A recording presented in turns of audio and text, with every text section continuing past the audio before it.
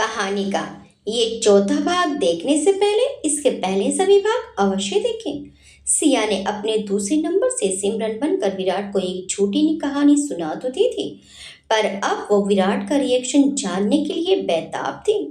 अगले दिन वो हॉस्पिटल में विराट के आने का बेसब्री से वेट कर रही थी। सिया को ज्यादा वेट नहीं करना पड़ा। विराट जल्दी ही डॉक्टर आरोही सिंह के हॉस्पिटल पहुंचा। तो आरोही अब भी छुट्टी पर थी और उसकी सीट पर फिलहाल सिया बैठी किसी पेशेंट से बात कर रही थी। दिया विराट को देखते ही चौंक गई, क्योंकि आज उसका अपॉइंटमेंट के लिए कोई फोन नहीं आया था। विराट ने हड़बड़ाते हुए दिया से पूछा, वो कहाँ है? दिया ने असमंजस से पूछा, वो कौन वो? आरोही मैम, उसने डरते हुए पूछा। अब तो उसे विराट से और भी ज्यादा डर लगने लगा था, क्योंकि वेदांत ने उसकी और नैना की बात जो सुन ली थी। नहीं, वो नहीं। विराट ने सिया के लिए इधर उधर नजरें घुमाते हुए पूछा, जो आपके पास रहती हैं, पेशेंट के टाइम पर ही अंदर जाती हैं? सिया, दिया ने उसका चेहरा देखते हुए पूछा तो वो बोला, हाँ वही। उसने आरोही से उसका नाम सुना था तो उसे याद आ गया। अंदर है। उसने जैसे ही कहा तो विराट केबिन के अंदर जाने लगा, लेकिन दिया ने उसे टोकते हुए कहा, अरे अरे, अंदर पेशेंट है। यह सुनकर वो बेमन से रुक गया और बाहर ही बैठकर इंतजार करने लगा। दिया की नजर बार बार उस पर जा रही थी। एक तरफ वो बेचैन था, दूसरी ओर दिया घबराई हुई। जैसे ही पेशेंट केबिन से बाहर आया, दिया ने विराट को अंदर भेजने के उद्देश्य से उसकी ओर चेहरा घुमाया, लेकिन तब तक तो विराट केबिन के अंदर जा चुका था। दिया तो उसे मुंह खोले देखती रह गई, लेकिन विराट को किसी से फर्क नहीं पड़ा था। सिया भी एकदम से विराट को अपने सामने देखकर चौंक गई थी, क्योंकि उसे ये उम्मीद बिल्कुल नहीं थी कि विराट तुरंत ही आ जाएगा। फिर भी उसने खुद को तुरंत संयत करते हुए कहा, अरे तुम यहाँ अचानक? आपको कुछ बताना है? विराट ने जैसे ही कहा वैसे ही सिया की आंखों में चमक आ गई। वो जानती थी कि विराट इस वक्त उससे क्या बात करने आया था, लेकिन इससे भी बड़ी ये बात थी कि विराट उस पर भरोसा करके उससे पहली बार कुछ साझा करने आया था। क्या बताना है? सिया ने बिल्कुल प्रोफेशनल तरीके से पूछा, जिससे विराट को बिल्कुल भनक नहीं पड़ी कि इसमें सबसे बड़ा हाथ खुद सिया का था। मुझे कल रात एक फोन आया था, एक लड़की का। उसने जैसे ही कहा तो सिया ने उसे देखते हुए पूछा, लड़की? कौन लड़की? पता नहीं, विराट बोला तो सिया उसे घूरते हुए बोली, पता नहीं? ये कैसा जवाब है? एक्चुअली रॉन्ग नंबर था, विराट ने कहा तो सिया बोली, फिर? फिर क्या, वो मरना चाहती है? विराट घबराया सा बोला तो सिया मुस्कुराकर बोली, दुनिया में तो हर दिन लोग कितने मरते हैं, रोजाना ही तो कितनी मौत होती है। अब कल की ही बात ले लो, तुम भी तो मरना चाहते थे। ये तो शाश्वत सत्य है कि एक दिन सबको मरना ही है। फिर तुम क्यों टेंशन ले रहे हो? मरने दो। वो उसकी बात पर हैरानी से बोला, ये ये आप क्या कह रही हैं? वो लड़की बहुत परेशान है। वो तो मैं भी हूं और तुम भी। दुनिया में कौन सुखी रह पाया है आज तक? सिया को मन ही मन हंसी भी आ रही थी, लेकिन उसकी योजनाओं से अनजान विराट बोला, अरे कल तो आप खुद ही मुझे मरने से रोक रही थी, और आज ये सब? तो तुम मेरे पेशेंट हो विराट, तुम मुझसे ट्रीटमेंट करवाने आए हो तो ये मेरा काम है। सिया बोली तो विराट बोला, तो क्या कोई मरता रहे उससे आपको कोई फर्क नहीं पड़ेगा? देखो विराट, मेरे पास बहुत काम है, मैम भी नहीं है, और सुबह से पेशेंट्स के साथ दिमाग खपा खपा कर थक चुकी हूँ। सीधे सीधे बताओ तुम क्या चाहते हो? सिया ने उससे झुंझुलाकर पूछा तो वो मोबाइल सामने करते हुए बोला, आप उस लड़की से बात कर लीजिए, शायद आपसे बात करके उसे कुछ हल्का लगे। मैं नंबर लगा देता हूँ। नहीं नहीं, सिया जोर से चिल्लाते हुए अपना मोबाइल खींचते हुए बोली। तो विराट ने उसे आश्चर्य से देखा। वो उसके हाव भाव देखते हुए खुद को संभालते हुए बोली, मतलब मैं अभी बात नहीं कर सकती, आरोही मैम नहीं है ना? आप समझ नहीं रही, वो लड़की कुछ भी कर सकती है, विराट ने कहा तो सिया बोली, तो जाकर पुलिस में नंबर दे दो उसका, वो लोग उसे ढूंढकर प्रोटेक्शन दे देंगे। प्यार में धोखा खाई है, प्रेग्नेंट भी है।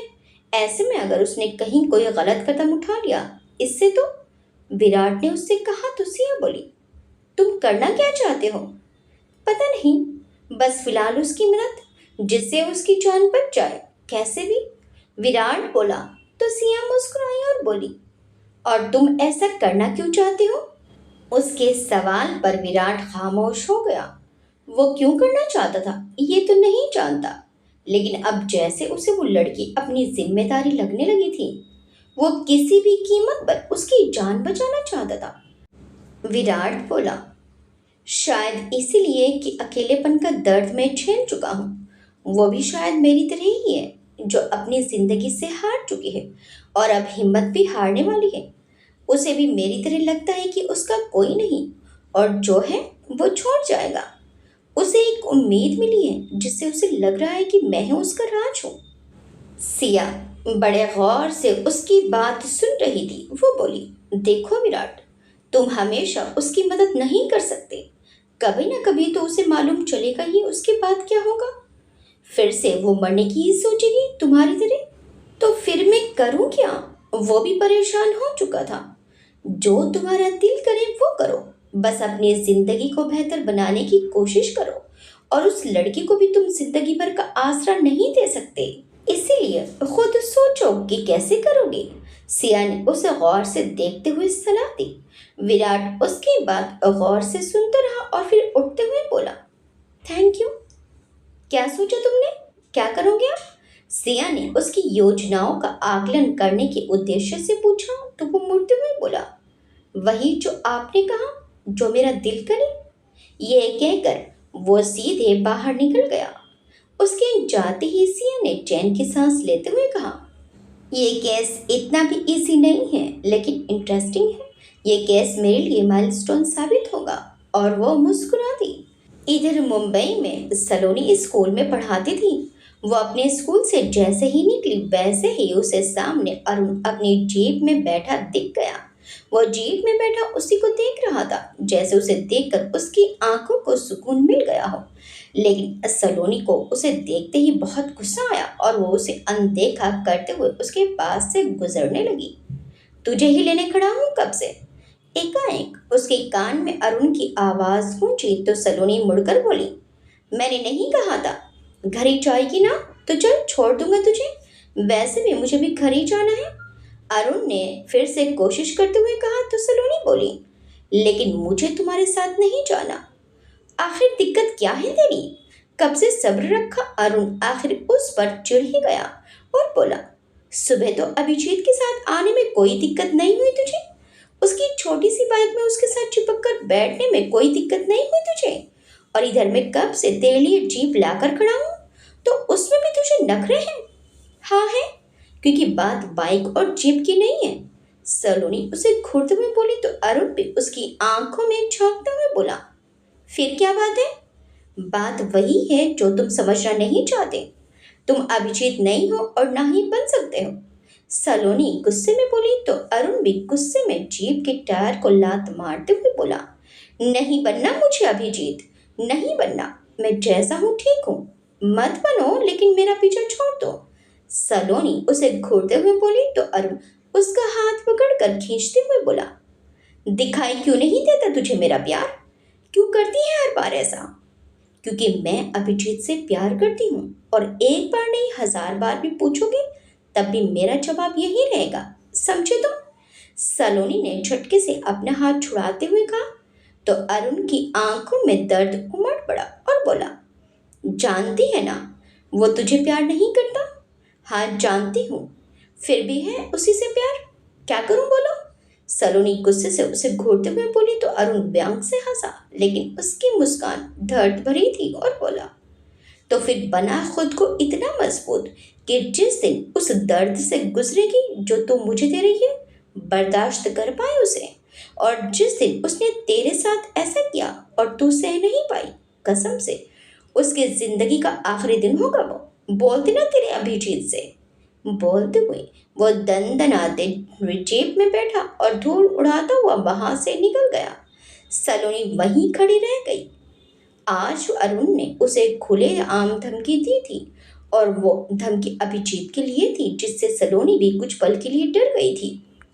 अरुण अपने जुनून में अभिजीत के लिए कुछ कर जाए, ये तो उससे भी बर्दाश्त नहीं होगा। अभिजीत शनाया के पास से होकर सीधा घर आ गया। जैसे ही वो घर आया तो मालती जी उसे घूरने लगी। अभिजीत उन्हें देखकर एक पल के लिए चौंका, लेकिन फिर बोला, ऐसे घूर क्यों रही हैं आप मुझे? अब क्या नई शिकायत हो गई आपको मुझसे? मालती जी गुस्से में बोली। हाँ, मेरे पास तो बस यही काम है। मालती जी को गुस्से में देखकर अभिजीत समझ गया कि उसकी माँ का मूड आज बहुत खराब है। अब क्या हुआ? वो उनके पास बैठते हुए बोला तो मालती जी उसे घूरते हुए बोली, क्या हुआ तुझे नहीं मालूम है? बताएंगी नहीं तो कैसे मालूम चलेगा? अभिजीत उन्हें देखते हुए बोला तो वो बोली, क्या खिचड़ी पकाई तूने सिया के साथ मिलकर? अभिजीत सिर हिलाते हुए बोला, जैसे आपको मालूम ही नहीं चला। उसकी बात सुनकर मालती जी बोली, कितनी अच्छी लड़की थी, परिवार को भी जानती थी मैं, लेकिन नहीं, खुद उसे भी ना जाने कौन सी पट्टी पढ़ाई कि वो भी तेरे तेरे पीछे हट गई।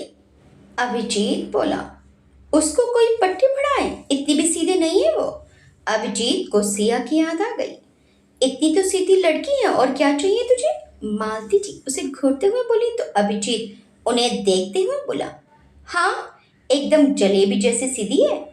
तुझसे तो बात करना ही बेकार है, ना जाने मैं कब तेरा सुखी परिवार देख पाऊंगी।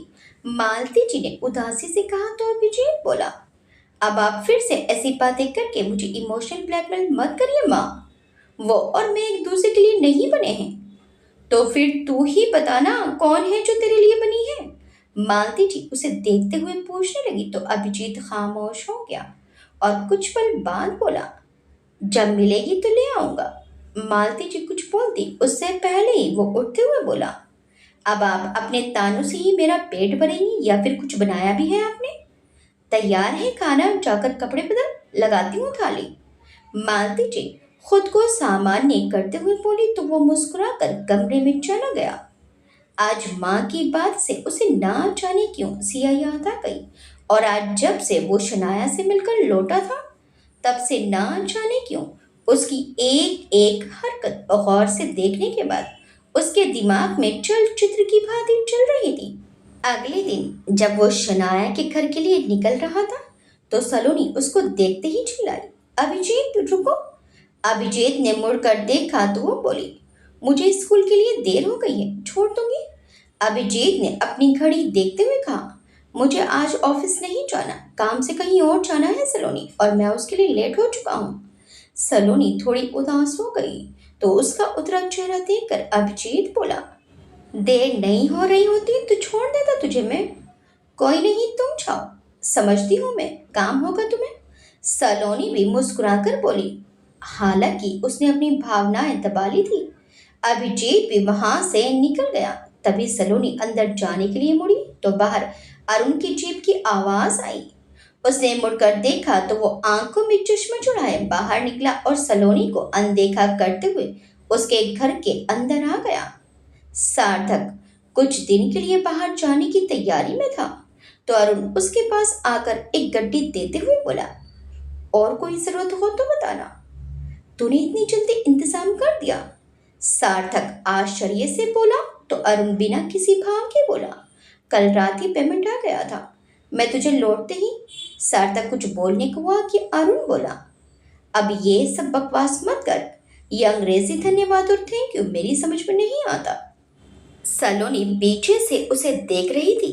बस सलोनी का ध्यान रखना थोड़ा, वैसे तो काकी के घर ही रहेगी और अभिजीत भी ध्यान रखेगा, लेकिन फिर भी हो सके तो कुछ दिन उसको स्कूल छोड़ देना। सार्थक ने अरुण से कहा तो उसने मुड़कर सलोनी को देखा तो वो तुरंत बोली, नहीं, मैं चली जाऊंगी, मुझे किसी की जरूरत नहीं है। कभी तो कहना सुना कर सलोनी, हर जगह अपनी मनमर्जी। जब तक मैं नहीं आता तो अरुण के साथ चली जाना।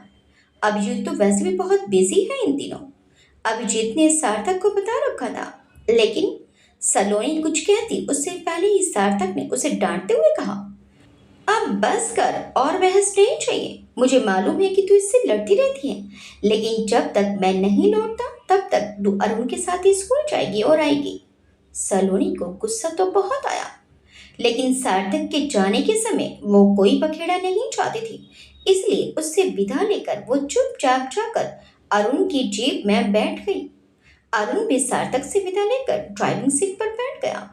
उसने एक नजर नाराज सलोनी पर डाली और फिर गाड़ी आगे बढ़ा दी। बार बार उसकी नजर सलोनी पर जाती तो वो खुद को उसे निहारने से रोक नहीं पाता। सलोनी ने भी गौर कर लिया था, इसीलिए वो बोली, ज्यादा खुश होने की जरूरत नहीं है तुम्हें। कुछ दिनों की बात है, सार्थक भाई लौट आएंगे तो तुम तुम्हारे रास्ते, मैं मेरे रास्ते, और अगर रास्ते ही एक हो जाए तब। उसने सामने नजर जमाते हुए कहा तो सलोनी उसे घूरते हुए बोली, ऐसा कभी नहीं होगा। हर मुमकिन चीज पहले नामुमकिन ही लगती है। उसने अपना चश्मा ठीक करते हुए कहा तो सलोनी बोली, लेकिन तुम्हारा और मेरा साथ नामुमकिन है, कम से कम इस जन्म में तो है। इस जन्म में ये सलोनी सिर्फ अभिजीत की है। कल किसने देखा? अरुण मुस्कुराकर बोला, आना तो तू अब भी मेरे साथ नहीं चाहती थी, लेकिन क्या हुआ, आना ही पड़ा ना। फिर ये तो जिंदगी है, ये सिर्फ एक गाड़ी का सफर है।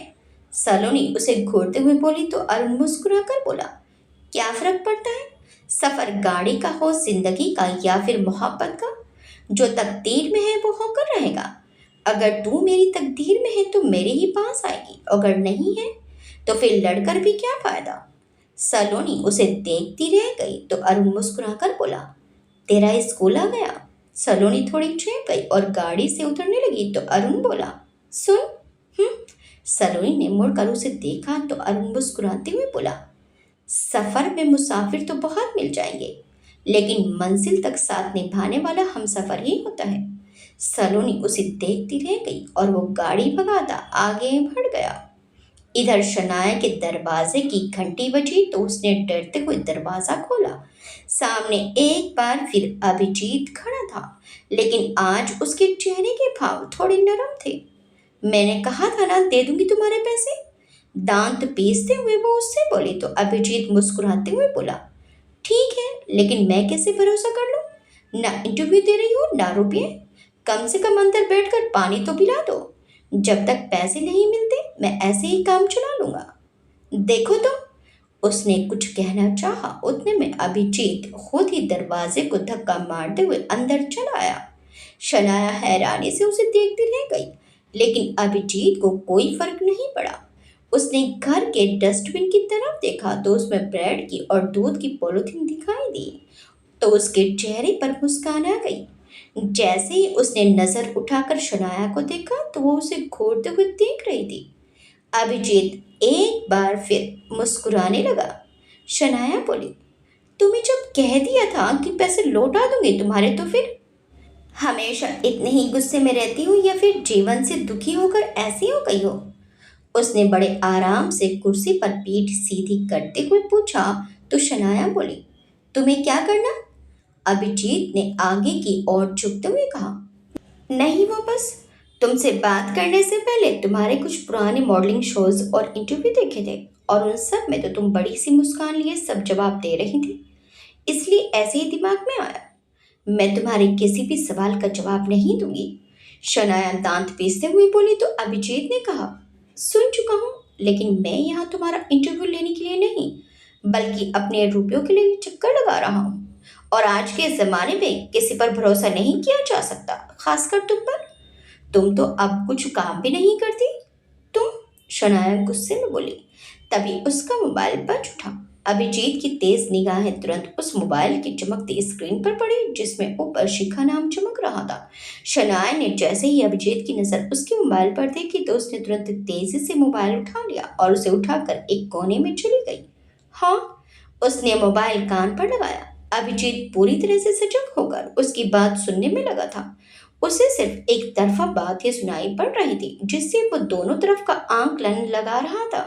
शनाया कुछ हिचकते हुए बोली, सॉरी शिखा, आगे से मैं खुद से फोन नहीं लगाऊंगी, बहुत जरूरी था इसीलिए। मुझे कुछ रुपयों की जरूरत है शिखा, उसने झिझकते हुए कहा, लेकिन शायद सामने से कुछ गुस्से में बोला गया जिसके कटु भाव उसके चेहरे पर आ गए और वो बोली, प्लीज शिखा, मैं इंतजार नहीं कर सकती, बहुत जरूरी है। लेकिन फिर उसके चेहरे से अभिजीत को ये समझ आया कि उसकी बात नहीं बनी, तो वो बोली, ठीक है, मैं इंतजार करूंगी, लेकिन फिर भी अगर हो सके तो थोड़ी जल्दी। लेकिन तब तक शायद उसका फोन कट गया, इसलिए उसने नम आंखों से मोबाइल देखते हुए उसे नीचे रख दिया। अभिजीत ने जल्दी से अपनी जगह वापस ले ली और ऐसे जताने लगा जैसे वो भारी बोरियत महसूस कर रहा हो।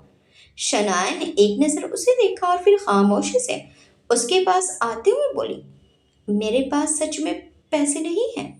जानता हूँ, उसने मुस्कुराकर कहा, तो शनाया ने सिर उठाकर उसे देखा। अभिजीत ने उसकी आंखों में देखते हुए कहा, तुम्हारे फ्रिज में वो फफूंद लगी ब्रेड देखकर अंदाजा हो गया था मुझे। शनाया बुरी तरह झेप गई और उसकी आंखों ने जैसे तैसे अपने आंसू बहने से रोके। इस हालत में रहने से बेहतर अपने घर क्यों नहीं गई तुम? अभिजीत ने इस बार इंटरव्यू के नहीं, लेकिन वो सवाल किया जो उसे देखकर उसके दिल में आया। लौट सकती तो इस हालत में यहाँ क्यों घुट रही होती? शनाया ने भारी आवाज में कहा, जो उसके भरे गले से बड़ी मुश्किल से निकली। वह भी अंदर से टूटी हुई थी, शायद बहुत ज्यादा, लेकिन उसे अभिजीत के सामने कमजोर पड़ना गवारा नहीं था। खाने को कुछ नहीं और शराब में पैसे बहा रही हो, उससे अच्छा कुछ पेट भरने को खरीद लेती। अभिजीत ने फिर उससे उल्टे तरह से ही सवाल किया, तो वो बोली, अब बहुत देर हो चुकी है, मेरी आखिरी सांस के बाद ही इससे रिश्ता छूटेगा। वो बोली तो अभिजीत ने पूछा, ऐसा क्यों? कम से कम शराब पी लेने से भूख मर जाती है और नींद भी आ जाती है, एक तरह से सस्ती पड़ती है, और अब तो आदत भी है। उसने व्यंग से कहा, लेकिन दर्द लाख कोशिश करने के बावजूद चला ही गया। कोई और काम क्यों नहीं कर लेती? अभिजीत अब उससे और खुलने लगा था और शायद उसे भी सहज करने लगा था। मिलता तो कर लेती, शायद पार्टी में डांस के अलावा कोई काम नहीं मिला, और जिस्म मुझसे बेचा जा सकता तो इंडस्ट्री से गायब ही क्यों होती। अनजाने में ही सही उसने अपना दुख अभिजीत के सामने रख दिया था। वहीं अभिजीत जिस चीज की तलाश में था वो उसे मिल चुकी थी। You mean casting couch? Abhijeet ने पूछा, तो शनाया कुछ पल उसे एक टक देखती रही और फिर मुस्कुराकर बोली, तुम तो अपने काम में बहुत ज्यादा माहिर हो, बातों ही बातों में सब निकलवाने बैठे हो। उगलवाना ही होता तो कैमरे के साथ बैठा होता यहाँ। मैंने तो सिर्फ साधारण सा सवाल किया था, लेकिन जवाब खुद ब खुद तुम्हारे मुंह पर आ गया। अभिजीत ने अपने उसी अंदाज में कहा, तो शनाया उसे देखते हुए बोली, ऐसा तुम्हें लगता है कि तुमने सच जान लिया, लेकिन सच की जड़ें बहुत गहरी होती हैं। और वो उठ खड़ी हुई। अभिजीत उसे देखते हुए बोला, इसलिए तो तुमसे जानना चाहता हूँ, जिससे बाकी लोगों को भी असलियत का पता चले, और फिर क्या पता तुम्हारे इस एक कदम से कई नई सारी मॉडल्स को, या वो लड़कियां जो मॉडलिंग की दुनिया में आने का सपना देखती हैं, उन्हें एक आईना मिले। मैं मदद करूं? यहाँ कोई किसी की मदद नहीं करता। बोलते हुए उसने कल की अभिजीत की लाई बोतल फ्रिज से निकाली और उसे गिलास में डालने लगी। हाँ, आखिर तुम भी उसी इंडस्ट्री का हिस्सा थी कभी? कैसे सह सकती हो कि जो कुछ तुमने झेला उसे बाकी की लड़कियां बच जाए? अभिजीत ने उसकी कमजोर नस पर वार किया, लेकिन शनाया कुछ पल उसे देखने के बाद गिलास में भरी शराब गटकते हुए बोली, समाज सेवा का इतना शौक है तो किसी एनजीओ को ज्वाइन करो। क्यों कर रहे हो ये न्यूज़ और मीडिया की नौकरी, जहां मसाले भरी खबरें बेचकर ये शान दिखाते हो? यहाँ किसी प्रवचन दे रहे हो? तुम्हारे जैसे बहुत देखे हैं मैंने। तुम्हारा मकसद भी जानती हूँ मैं, वरना मेरे पीछे इतने चक्कर लगाने वाले न तुम कोई मेरे आशिक हो न बन सकते हो। सच यही है कि तुम यहाँ सिर्फ और सिर्फ अपनी मजबूरी और नौकरी के लिए यहाँ आए हो। उसकी बात सुनकर अभिजीत तंज करते हुए बोला, आशिक बनने के लिए लड़की में वो बात भी तो होनी चाहिए, और खासकर मेरी जिंदगी में ऐसी लड़की की कभी कोई जगह नहीं हो सकती जिसको अपनी ही जिंदगी का होश ना हो। दिन रात शराब में डूबे रहने वाली लड़की जो खुद को ही नहीं समझ सकती, वो क्या प्यार को समझेगी? ओ जस्ट शट अप। वो जोर से चिल्लाई और उसने भरी शराब की बोतल गुस्से में जमीन पर फोड़ दी। अभिजीत फिर भी उसे एकटक देखता रहा। वो ना अपनी जगह से हिला और ना ही उसने अपनी नजरें शनाया से हटाई। क्या प्यार, हाँ, क्या प्यार, इस बार वो चिल्लाई और उसकी आंखों में क्रोध की ज्वाला धधक रही थी। फिर भी उसकी आंखों में दर्द भी था जो साफ अभिजीत को दिखाई दे रहा था। प्यार व्यार कुछ नहीं होता, होता है तो बस प्यार के नाम पर धोखा, इज्जत के साथ धोखा, सपनों के साथ धोखा, बस धोखा ही धोखा। लेकिन प्यार वो कहीं नहीं मिलता, कहीं भी नहीं। झूठ और फरेब में लिपटा हुआ महज एक शब्द है प्यार, और कुछ नहीं, समझे। उसकी चीख से पूरा कमरा गूंज उठा। अभिजीत खामोशी से अब भी बैठा रहा। शनाया धराशायी सी जमीन पर गिर पड़ी, जहां शराब के साथ साथ बोतल के भी टुकड़े बिखरे पड़े थे। कुछ उसके घुटनों और हथेलियों में भी चुभ गए, लेकिन उसे एहसास ही नहीं हुआ। शायद दिल का दर्द उससे भी कई गुना अधिक था। अभिजीत ने अपना मोबाइल निकाला और नीचे खड़े हितेश को फोन लगा दिया। कुछ देर बाद हितेश हाथ में बैंडेड, कॉटन, मलहम और बीटाडीन ले आया था। शनाया को कोई फर्क नहीं पड़ा। वो अब भी जमीन पर बैठी खामोशी से उसे ही देख रही थी। हितेश कमरा देखकर घबरा गया और दूर ही खड़ा रहा, जबकि अभिजीत ने उसके हाथ से सामान लिया और शनाया के पास बैठकर उसके हाथ और घुटनों पर लगे जख्मों को बीटाडीन से साफ करने लगा। शनाया उसे एक टक देखती रही, लेकिन अभिजीत ने कोई ध्यान नहीं दिया और जख्म साफ करते हुए बोला, खुद को जख्म देने से कभी कोई समाधान नहीं निकलता और हर बार मलहम लगाने वाला भी नहीं मिलता। जख्म देने वालों से ज्यादा जख्म पर मलहम लगाने वालों से डर लगता है। सबसे बड़ा घाव वही देते हैं। शनाया उसे देखते हुए बोली तो अभिजीत ने भी इस बार उसके चेहरे की ओर देखा और दोनों की निगाहें पहली बार इस तरह टकराई थी। शायद आंखों से फटकर दोनों ने कुछ देखा था। हितेश के बजते मोबाइल से दोनों का आंखों का सम्मोहन टूटा। हितेश मोबाइल कान पर लगाते हुए बोला, हाँ बोलो, क्या हुआ। अरे फिर ठाकुर महेंद्र प्रताप सिंह, ठाकुर महेंद्र प्रताप सिंह की मर्डर मिस्ट्री में जान ले लो तुम लोग। वो तो मर गए, हमें उलझा गए, हितेश फोन पर चिल्लाते हुए बोला तो शनाया के हाथ कांपने लगे, जिसमें से एक फिलहाल अभिजीत ने पकड़ रखा था। अभिजीत ने देखा कि उसके माथे पर पसीना छलक उठा था। अभिजीत ने उसे देखते हुए कहा, तुम कुछ जानती हो। हम्म। शनाया ने हड़बड़ाकर अभिजीत की ओर देखा तो अभिजीत ने फिर से पूछा, ठाकुर महेंद्र प्रताप सिंह मर्डर मिस्ट्री कुछ जानती हो। नहीं तो, शनाया ने तुरंत ही जवाब दे दिया बिना एक सेकंड गवाए। लेकिन एक बार फिर उसकी आंखों में समाये भय को वो झटक नहीं सकी, जिसे अभिजीत की तेज नजरों ने भांप लिया। वो उसकी पट्टी करके हितेश के साथ वहां से निकल गया। आज के लिए शनाया से मिलना काफी रहा था, काफी कुछ वो समझ पाया था। उसका मकसद अब इतना ही था कि शनाया का विश्वास पाकर ही उसे ये काम करना पड़ेगा। अभिजीत घर वापस आ गया था। अभिजीत, आज खाना सलोनी ने बनाया है, कैसा है, मालती जी ने पूछा। तो अभिजीत, जो अब तक शनाया के घर के उस घटनाक्रम में उलझा था, वो चौंक उठा और बोला, क्या माँ, सलोनी ने बनाया है आज का खाना। मालती जी ने फिर से उसे याद दिलाया तो वो बोला, हाँ अच्छा है। सलोनी उसके मुंह से तारीफ सुनकर ही खुशी से झूम उठी, लेकिन जैसे तैसे वो अपनी भावनाओं को नियंत्रित करके बैठी रही। सार्थक के जाने के बाद वो अभिजीत के घर मालती जी के पास ही रहने वाली थी। बचपन से उनके आंचल में पली सलोनी को उनसे बेहद लगाव था, लेकिन इस लगाव में कब उसे अभिजीत से भी लगाव हो गया, उसे मालूम ही नहीं चला।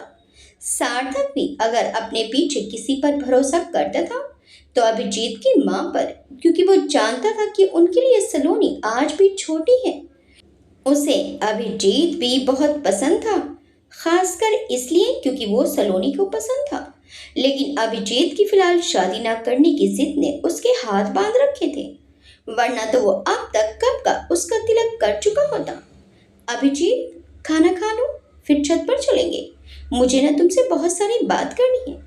सलोनी ने आंखों में आस के साथ उसे देखते हुए कहा। लेकिन अभिजीत जो शनाया के ख्याल में अटका था वो उससे बोला, आज नहीं सलोनी, बहुत थका हुआ हूँ, आज सोना चाहता हूँ, कल बात करेंगे। उसके एकदम से इनकार करने से सलोनी को झटका सा लगा, लेकिन फिर वो अभिजीत के स्वभाव से परिचित थी। मालती जी को भी अभिजीत का मना करना अच्छा नहीं लगा, लेकिन अभिजीत के आगे किसी की कब चलती थी। अभिजीत खाना खाने के बाद अपने कमरे में आया और जाने क्या सोचकर उसने मोबाइल उठाया और सिया को फोन लगा दिया। सिया इतनी रात में अभिजीत का फोन देखकर चौंक गई। उस शादी के बाद से उसने कभी अभिजीत से बात करने के बारे में सोचा भी नहीं था। हाँ, विराट को देखकर जरूर उसे अभिजीत और उसमें शक हुआ था, लेकिन फिर उसने भी उस बात को किनारे कर दिया था। क्या हुआ, लड़की नहीं मिल रही क्या? मैं पहले ही बता रही हूँ, मैं शादी नहीं करूंगी। सिया ने फोन उठाते ही उसे दनादन अपनी बात सुना दी। अभिजीत ने अपना मोबाइल एक बार सामने किया और फिर उससे बोला, इससे यही उम्मीद थी। हेलो, सिया ने फिर से कहा तो वो बोला, पहले सब कुछ सुना दिया और अब हेलो कर रही हो? नहीं, मैं नहीं चाहती कि तुम्हें कोई गलतफहमी रहे। सिया बड़ी अकड़ कर बोली तो अभिजीत बोला, तुम डॉक्टर कैसे हो सकती हो यार, तुम्हें तो खुद ही डॉक्टर की जरूरत है। सही कहा, मैं नकल करके और पैसे खिलाकर ही डॉक्टर बनी हूँ, आगे बोलो। सिया का टशन देखकर अभिजीत को भी लगने लगा था कि ये लड़की उससे भी 2 कदम आगे है। काम था तुमसे, अभिजीत ने कहा तो सिया बोली, और वो क्या? एक लड़की है, अल्कोहल एडिक्ट, शायद ड्रग्स भी, पर श्योर नहीं हूँ, अकेली रहती है। मैं उसका इंटरव्यू लेने गया था और कुछ चीज़ें ऑब्जर्व की है मैंने, तुमसे कंफर्म करना चाहता था कि उसकी प्रेजेंट कंडीशन क्या है। अभिजीत ने कहा तो सिया भी गंभीर हो गई और कुछ देर तक अभिजीत की बात गंभीरता से सुनती रही। केस तो सीवियर डिप्रेशन का है, वायलेंट हो रही है, इसका मतलब खुद को या दूसरों को नुकसान भी पहुंचा सकती है। इसे इमीडिएट ट्रीटमेंट की जरूरत है, वरना मेंटल असाइलम भेजने की कंडीशन भी आ सकती है। सिया ने उसकी बात सुनकर जवाब दिया तो अभिजीत बोला, ये तो मुमकिन नहीं, कोई और रास्ता? देखो, बिना ट्रीटमेंट के फिलहाल उसकी कंडीशन बेटर नहीं की जा सकती। ऊपर से तुम उस पर इंटरव्यू का प्रेशर बनाओगे तो उसके निगेटिव रिजल्ट्स भी सामने आ सकते हैं। सिया ने कहा तो अभिजीत ने पूछा, तुम मुझसे सबसे बेसिक कंडीशन बताओ जो फिलहाल फॉलो की जा सके। सिया कुछ सोचते हुए बोली, ऐसा ही एक केस मैं भी डील कर रही हूँ, लेकिन वो वायलेंट की जगह सप्रेस्ड ज़्यादा है और इसलिए मैं उसे दूसरी तरह से डील कर रही हूँ। कैसे? अभिजीत ने पूछा तो सिया ने मुस्कुराकर उसे सब बता दिया। अभिजीत भी सोचते हुए बोला, मेडिसिन तक लाने के लिए मुझे एक स्टेज क्रॉस करनी पड़ेगी। तुम कोशिश करो, मेरी जहाँ ज़रूरत हो फ़ोन लगाना और जब वो थोड़ी स्टेबल हो जाए तो उसे मेरे पास ले आना। उम्मीद कर सकते हैं कि जल्दी वो बेटर कंडीशन में आ जाए। सिया ने कहा तो अभिजीत ने भी हामी भरी। अच्छा, रखता हूँ। अभिजीत ने जैसे ही कहा तो सिया एकदम से बोली, 1 मिनट। हाँ, अभिजीत ने कहा तो सिया बोली, एक पर्सनल सवाल पूछूं तुमसे? वो लड़की मेरी गर्लफ्रेंड नहीं है, इससे ज़्यादा कुछ और नहीं बता पाऊंगा तो मत पूछो। अभिजीत ने कहा तो सिया बोली, अरे ये नहीं पापा। फिर क्या? अभिजीत ने कहा तो सिया ने पूछा, क्या तुम्हारा कोई जुड़वा भाई है जो कभी बचपन में कुंभ के मेले में खो गया हो? तुम्हें सच में डॉक्टर की ज़रूरत है, आराम करो। बोलते हुए अभिजीत ने फ़ोन रख दिया और खुद से बोला, अजीब ही है ये लड़की। वहीं सिया मोबाइल देखते हुए बोली, ये तो पूछने से ही चिढ़ गया, मतलब इसका कोई कनेक्शन नहीं है विराट से। इधर विराट सिया से बात करके आने के बाद से एकदम स्थिर हो चुका था। पहली बार उसने स्वयं कोई निर्णय लिया था, इसलिए वो बस रात में अपने बिस्तर पर लेटा एकटक अपने मोबाइल को देख रहा था। कुछ देर के बाद उसका इंतजार खत्म हुआ और उसका मोबाइल बज पड़ा। एक बार फिर से वही नंबर था। एक पल के लिए उसके दिल की धड़कन बढ़ी, लेकिन उसने जल्दी ही खुद को संभाल लिया और गहरी सांस लेते हुए कॉल रिसीव कर लिया। हेलो राज। सामने से फिर वही परिचित स्वर सुनाई दिया तो विराट बोला, सिमरन, कितना अच्छा लगता है तुम्हारे मुंह से अपना नाम सुनना।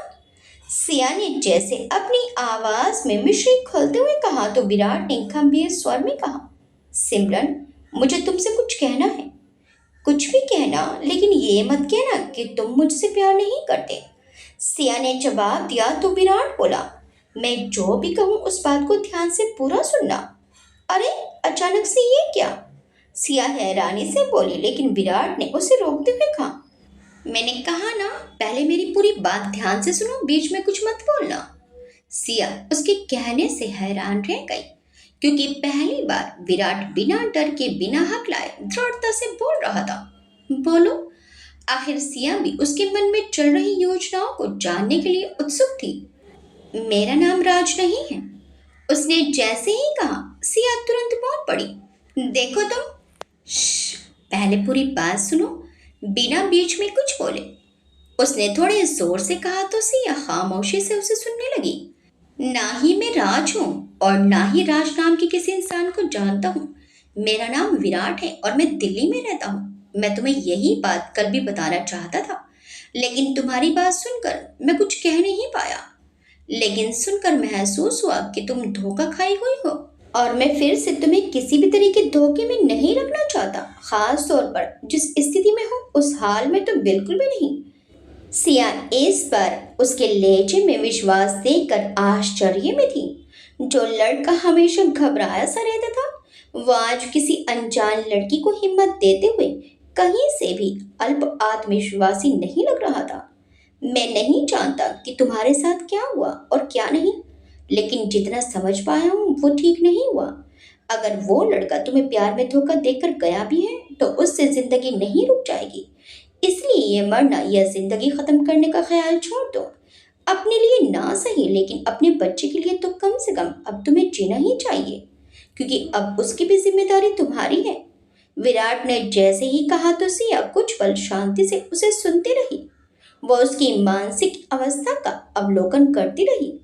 लेकिन बिना शादी के बच्चे को जानते हो ना क्या कहा जाता है। ऐसे में ये जिम्मेदारी मेरे लिए बोझ ज्यादा है। सिया ने कहा तो विराट बोला, माँ के लिए कभी बच्चे बोझ नहीं होते, चाहे फिर उसे दुनिया कुछ भी नाम दे। ये सब बातें सिर्फ बोलने में आसान लगती हैं। सिया ने कहा तो विराट बोला, मानता हूँ मुश्किल है, नामुमकिन नहीं। तुम्हारे घर वालों को तुमने बताया? जान से मार देंगे। सिया ने जैसे ही कहा तो विराट बोला, और कोई जरिया जिससे तुम्हें मदद मिल सके? होता तो मरने का क्यों सोचती? सिया ने जवाब दिया, रहती कहाँ हो तुम? विराट ने पूछा तो वो चौंक कर पूछ बैठी, क्यों? मैं तुम्हारी मदद करना चाहता हूँ, लेकिन उसके लिए मुझे तुम्हारे बारे में सब कुछ जानना है। विराट ने कहा, तुम मेरी क्या मदद कर सकते हो? सिया ने पूछा तो वो बोला, जिंदगी मेरी भी तुम्हारी ही तरह है। जीने का ना कोई मकसद है और ना ही कोई इरादा, लेकिन फिर भी जिंदगी चली जा रही है। अगर इस जिंदगी में किसी के काम आ जाऊंगा तो कम से कम मुझे इस निरुद्देश्य जीवन में कोई तो संतोष रहेगा। मतलब? सिया चौंक गई। मतलब ये कि तुम अपने घर वालों को सब सच बता दो।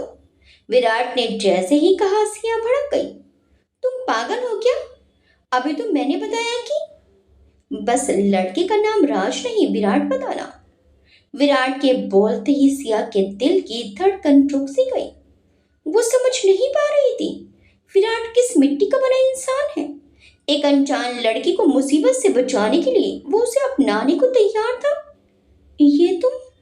उसके लफ्ज गुम हो चुके थे तो विराट बोला, मैं दिल्ली में रहता हूँ, छोटा सा परिवार है मेरा, जिसमें मेरे माँ पापा और एक छोटा भाई है। फिलहाल वो लोग चाहते हैं कि मेरी शादी हो जाए और इसीलिए लड़कियां देख रहे हैं, लेकिन मुझे शादी नहीं करनी है। अगर तुम्हें शादी नहीं करनी है तो फिर मुझसे शादी क्यों, वो भी बिना जाने? सिया ने पूछा तो वो बोला, कहा ना मैंने, मेरे इस निर्देशित जीवन में अगर कोई आशा की किरण मिले तो कम से कम मैं जिंदगी सुकून से गुजार सकता हूँ। और अगर मैं तुम्हारे बच्चे को अच्छा भविष्य और नाम दे सकूंगा तो तुम्हारा और मेरा दोनों की जिंदगी को एक मकसद मिल जाएगा। मेरे घर वालों से मुझे भी शादी के लिए जबरदस्ती बंद हो जाएगी और तुम्हें भी एक अच्छी जिंदगी मिल जाएगी। I promise. मैं इसके बदले तुमसे कुछ नहीं मांगूंगा, तुम्हें भी नहीं। इन आखिरी के शब्दों ने सिया के दिल पर चोट कर दी। इस लड़के ने उसकी उम्मीद से आगे बढ़कर जवाब दिया था। उसके बोलने में वो आत्मविश्वास का असर था जो असर पिछले कई महीनों से दवाइयों में भी नहीं हो रहा था। विराट किसी और को जीने की चाह देने में स्वयं जीवन की ओर कदम बढ़ा रहा था, पर उसका नतीजा बहुत खतरनाक भी हो सकता था, जिसे सोचकर सिया कुछ पल के लिए घबरा भी गई। लेकिन फिर उसने खुद को मजबूत करते हुए कहा, मैं मुंबई में रहती हूँ। घर में मम्मी पापा, चार बड़े भाई और भाभियां हैं। ऐसे में अगर किसी को मेरी प्रेगनेंसी के बारे में पता चला तो मुझे कुछ नहीं होगा। विराट ने उसे आश्वस्त किया और बोला, मुझे अपने बारे में सब कुछ बताओ। तुम कहाँ, कब, कैसे उस लड़के से मिली और कैसे वो तुम्हें धोखा देकर भागा, सब कुछ। सिया को उम्मीद थी कि अब वो यही पूछेगा, इसलिए उसने मन घड़त कहानी रच कर उसे सुना दी, जिसे सुनकर विराट को उस पर और भी दया आने लगी। वो बोला, तुम चिंता मत करो, सब ठीक हो जाएगा। ये रात सिया के लिए अनपेक्षित थी, इसलिए उसने विराट से बात करके उसकी हर बारीकी अपनी डायरी में नोट की और विराट की मेडिकल फाइल में भी जरूरी पॉइंट्स नोट कर दिए। सुबह जब विराट सोकर उठा, वेदांत उसके कमरे का दरवाजा खटखटाने लगा। विराट ने दरवाजा खोला तो वेदांत कमरे में आकर उसके बिस्तर पर लेटते हुए बोला, दार्जिलिंग या केरल? क्या? विराट ने आश्चर्य से पूछा तो वेदांत ने जवाब दिया, आपको दार्जिलिंग चलना है या केरल? अचानक से ये क्या है? विराट ने उन्नीदी आंखों से उसे देखते हुए पूछा तो वो मुस्कुराते हुए बोला, तब से हम दोनों कहीं घूमने नहीं गए तो बस अब हम दोनों भाई जा रहे हैं वेकेशन पर। वेकेशन? लेकिन डैड, विराट ने पूछा तो वेदांत बड़ी खुशी से बोला, परमिशन ले चुका हूं मैं और वो भी खुश हैं। अब आप जल्दी से जगह चुन लीजिए तो मैं टिकट्स बुक करूं और फिर हम शॉपिंग पर जाएंगे। पैकिंग भी बाकी है, कितना सारा काम है। विराट के दिमाग में कुछ चलने लगा। तभी वेदांत ने उससे पूछा, भाई? तो विराट ने उसकी ओर देखा। आपने बताया नहीं, वेदांत ने पूछा तो विराट बोला, मुंबई। क्या? वेदांत चौंक गया, लेकिन विराट पूरे विश्वास से बोला, हम लोग मुंबई जा रहे हैं। भाई ये वेकेशन है, बिजनेस मीटिंग नहीं। वेदांत उसकी बात सुनकर बोला तो विराट बोला, तो फिर तुम अकेले चले जाओ। अरे नहीं, जहां आप बोलेंगे हम वहीं चलेंगे। वेदांत ने उसका बिचकता मन देख कर कहा तो वो बोला, ठीक है फिर तुम टिकट्स बुक करो, मैं आता हूँ। बोलते हुए वो वहां से चला गया और वेदांत बोला, चाहे जो भी हो, अब आपको इन सब से मैं बाहर निकाल कर ही लाऊंगा भाई। इधर विराट ने बाहर गार्डन में आकर सिया को यानी सिमरन को फोन मिला दिया। सिया सुबह सुबह विराट का कॉल देखकर चौंक गई। फिर उसने हिम्मत करके उसका फोन उठाया और कान से लगाया। सामने से विराट की आवाज आई, गुड मॉर्निंग सिमरन। सिया बुरी तरह चौंक गई। विराट की आवाज में नरमी थी। ओ गुड मॉर्निंग, सिया ने भी जवाब दिया तो विराट ने आगे पूछा, कैसी हो? मैं ठीक हूँ, लेकिन तुम्हें क्या हुआ है? खुद से कॉल किया है मुझे आज? कोई खास बात? सिया ने आशंकित होते हुए पूछा तो विराट ने कहा, हाँ, मैं तुमसे मिलना चाहता हूँ। क्या? सिया के हाथ से फोन गिरते गिरते बचा। वो बुरी तरह हड़बड़ाते हुए बोली, लेकिन कैसे? मतलब तुम दिल्ली में हो और मैं मुंबई में? मैं मुंबई आ रहा हूँ। विराट ने जैसे ही कहा, सिया को लगा जैसे उसका दिमाग फट जाएगा। कहाँ वो विराट को टेढ़े रास्ते से ठीक करने की कोशिश में थी और कहाँ वो खुद ही इन सब में फंसती जा रही थी। लेकिन सिया ने कहा तो विराट बोला, मैं अपने घर पर बात करूं और तुम्हारे घर तक बात आए उससे पहले मैं चाहता हूं कि एक बार हम मिल लें। इतनी जल्दी? सिया ने कहा तो विराट ने गंभीरता से कहा, जिस हालत में तुम हो उसमें देर नहीं की जा सकती। जितना देर करेंगे उतना बच्चे के ऊपर सवाल खड़े होते जाएंगे। सिया का मन किया कि सामने की दीवार में वो अपना सिर पटक ले, लेकिन अब अपनी बिछाई हुई बिसात में उसे अगली चाल चलने के अलावा कोई और उपाय नहीं सोच रहा था। तो वो बोली, मैंने तो तुम्हें अब तक देखा भी नहीं है, कैसे मिलने आऊंगी, कैसे पहचानूंगी? और सबसे बड़ी बात, एक धोखा खाने के बाद मैं तुम पर कैसे विश्वास कर लूं? मुझे तुम्हें धोखा देना ही होता तो क्यों तुमसे शादी की बात कहता? तुम मानो या ना मानो, लेकिन तुम वो पहली लड़की हो जिससे मैं बात कर रहा हूँ, वरना अपनी डॉक्टर के अलावा मैंने किसी से बात नहीं की। विराट ने कहा तो सिया ने तुरंत पूछा, डॉक्टर? क्यों? क्या प्रॉब्लम है तुम्हें? बता दूंगा, मिलने पर सब बता दूंगा, विराट ने कहा तो सिया बोली। ठीक है, मैं मिलूंगी तुमसे। मैं तुम्हें आने पर खबर करूंगा, विराट ने कहा और फोन रख दिया। सिया धम से बिस्तर पर बैठ गई। इस केस में वो सबसे बड़ा रिस्क ले रही थी। तभी उसका फोन फिर से बजा। उसने देखा इस बार वेदांत था। हाँ बोलो। सिया ने जैसे ही कहा तो वेदांत खुशी से बोला, मैंने भाई को बाहर जाने के लिए मना लिया है और वो भी मान गए हैं सिया जी। दरअसल सिया ने ही वेदांत को कहा था विराट को वेकेशन पर लेकर जाने को। मैंने कहा था उसे किसी अच्छी जगह लेकर जाओ, कोई हिल स्टेशन या ऐसी जगह जिससे उसकी कुछ अच्छी यादें जुड़ी हों। लेकिन तुम्हें पूरे देश में बस एक मुंबई ही मिला वेकेशन के लिए। सिया भड़क गई तो वेदांत हैरानी से बोला, आपको मालूम चल गया? भाई का कॉल आया क्या आपको? ये सब पूछकर अब क्या कर लोगे? किसी काम के नहीं हो तुम सच में। अब रखो फोन और मुझे कुछ सोचने दो। बोलते हुए सिया ने फोन काट दिया और सर पर हाथ रख कर बैठ गई। इधर बॉस ने अभिजीत को ऑफिस में देखकर पूछा, अभिजीत, और कितना समय चाहिए तुम्हें? बॉस आज उससे शनाया के बारे में बात करने के लिए ज्यादा ही बेचैन था। मिल चुकी है लेकिन उससे खबर निकालना मुश्किल है। अभिजीत ने जैसे ही अपने बेफिक्र अंदाज में कहा तो बॉस बोला, तुम ऐसी बात करोगे मुझे उम्मीद नहीं थी, तो किसी और को हैंड ओवर कर दीजिए इसे। अभिजीत कुर्सी से उठते हुए बोला तो बॉस ने कहा, अरे रुको यार, तुम बात बात में नाराज क्यों हो जाते हो? देखो प्रेशर बहुत है, एडीसी वालों की टीआरपी आसमान छू रही है, हमें जल्दी ही कुछ उपाय निकालना होगा। कुछ अच्छा पाने के लिए सब्र तो करना ही पड़ता है सर, अभिजीत ने कहा तो बॉस ने पूछा, फिर भी कब तक? शनाया फिलहाल कुछ भी बताने के लिए तैयार नहीं है, लेकिन यही वो कड़ी है जिससे मैं एक तीर से दो शिकार करूंगा। अभिजीत आराम से कुर्सी पर टिक कर घूमते हुए बोला तो बॉस के माथे पर सलवटें पड़ गई और वो बोला, मतलब ये कि शनाया के सच से मीडिया में तो काफी लोगों के चेहरों से नकाब उठेगा ही, साथ ही साथ ठाकुर महेंद्र प्रताप सिंह मर्डर मिस्ट्री का खुलासा भी होगा। अभिजीत के बोलते ही बॉस आश्चर्य से बोला, ठाकुर महेंद्र प्रताप सिंह मर्डर मिस्ट्री? अभिजीत बोला, हो ना हो, बहुत कुछ जानती है वो ठाकुर महेंद्र प्रताप सिंह मर्डर मिस्ट्री के बारे में, लेकिन ये सब जानने के लिए मुझे उसका विश्वास हासिल करना होगा। एक बार उसे मुझ पर विश्वास आ गया तो वह खुद ब खुद हर बात मुझे बता देगी और फिर ये सनसनी जो तहलका मचाएगी उससे कोई भी न्यूज़ चैनल एक लंबे वक्त तक हमारी प्रॉपर्टी में नहीं आ पाएगा। अभिजीत के चेहरे पर रहस्यमयी मुस्कान थी, जिसे देखकर बॉस ने कहा, मुझे तुम पर पूरा भरोसा है, तुम इस बार जरूर कुछ धमाका करोगे, बस गूंज का इंतजार कीजिएगा। अभिजीत भी मुस्कुराकर बोला और वहां से चला गया।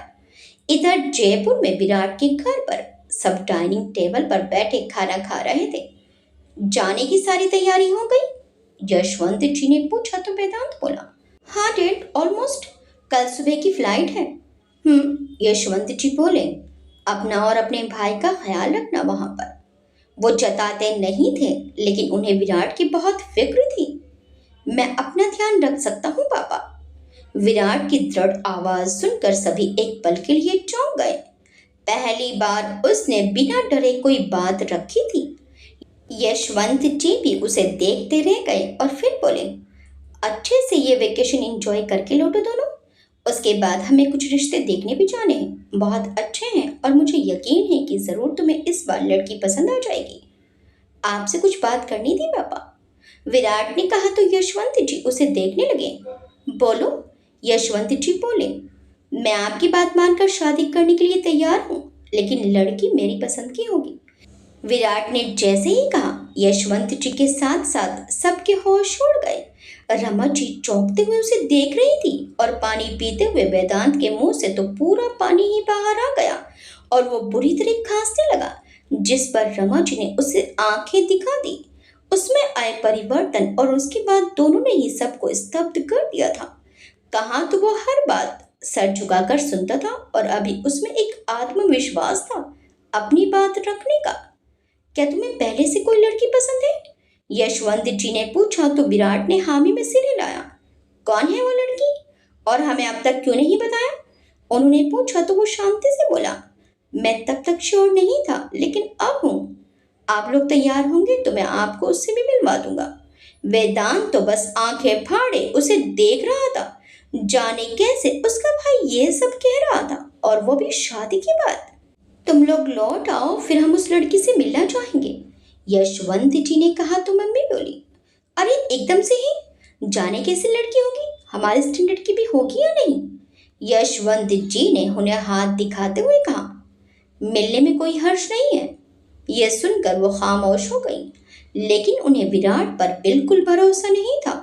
जैसे ही विराट अपने कमरे में पहुंचा, वैसे ही वेदांत बोल पड़ा, नीचे क्या था भाई? आपने जो कुछ कहा, मुझे इस बारे में फिलहाल कोई बात नहीं करनी वेदांत। विराट बोला तो वेदांत ने फिर भी कोशिश करके देखी, लेकिन भाई मैं तुम्हें सब बता दूंगा, लेकिन सही वक्त आने पर, तब तक प्लीज मुझसे कुछ मत पूछना। विराट के बोलने पर वेदांत की जुबान सिल गई और वो आगे कुछ भी नहीं कह पाया। आगे क्या होगा? अब सिया क्या करेगी? क्या सिया का भांडा फूट जाएगा?